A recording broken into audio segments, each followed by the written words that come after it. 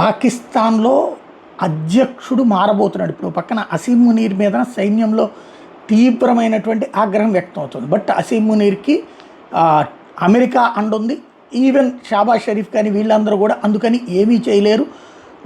కానీ అసంతృప్తి పెరిగితే తిరుగుబాటు జరుగుతుంది. అప్పుడు రెండో వర్గానికి రేపు చైనా రష్యా సపోర్ట్ చేసినాయి అంటే అక్కడ ఒక అంత సంఘర్షణ జరుగుతుంది. అప్పుడేమీ దాన్ని కాపాడడం సాధ్యం కూడా కాదు. అమెరికా గతంలో అట్లాంటి ప్రయోగాలు చేసి విఫలమైనటువంటి సందర్భం ఉంది. తర్వాత మళ్ళీ కొన్నాళ్ళకి ఎవరు అధ్యక్షుడు ఉంటాడో వాళ్ళతోనే కాంప్రమైజ్ అయినటువంటి సందర్భం. ముషారఫ్కి మొదట అమెరికా సపోర్ట్ చేయలేదు, చైనా సపోర్ట్తో అతను ఆ గేమ్ నడిపాడు.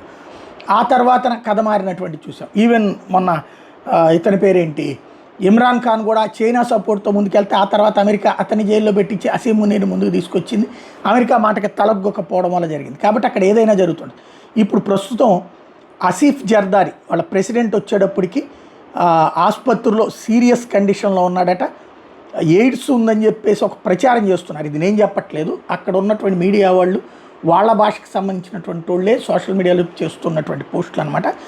అసీం మునీర్కి తీవ్రమైన పరిస్థితిలో ఉన్నాడు. తను ప్రస్తుతం ఆర్మీ హాస్పిటల్లో ట్రీట్మెంట్ తీసుకుంటున్నారు.